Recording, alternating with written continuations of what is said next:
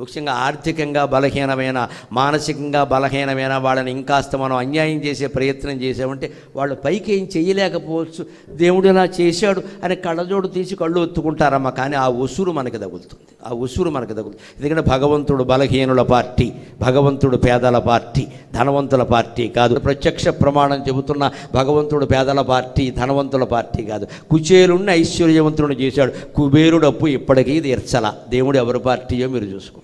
కుచేలుణ్ణి ఐశ్వర్యవంతుని చేసిన వాడు ఏ భగవంతుడు? ఆయనే వెంకటేశ్వర అవతారం అయితే కుబేరుడు అప్పు ఎప్పటికీ తీర్చాలి. వాడికి 3 కోట్లు నా తీర్చకపోతే నష్టం లేదులే అని చెప్పాడు. రోజు తిరుపతి గుమ్మంలో పడి ఆడవలసిందే. ఎంత కుబేరుడు గుడ్డిగా నేసుకొని. ఏమిటి కుబేరత్వం గొప్ప ఇక్కడ? భగవంతుడు పేదల పార్టీ, భగవంతుడు బలహీనుల పార్టీ, భగవంతుడు మానసికంగా దుఃఖపడే వాళ్ళ పార్టీ, భగవంతుడు సుఖంగా ఉండేవాళ్ళ పార్టీ కాదు, దుఃఖంలో ఉన్నవాళ్ళ పార్టీ. దుఃఖంలో ఓదార్పే కరుణ, ఆ కరుణే భగవంతుడు.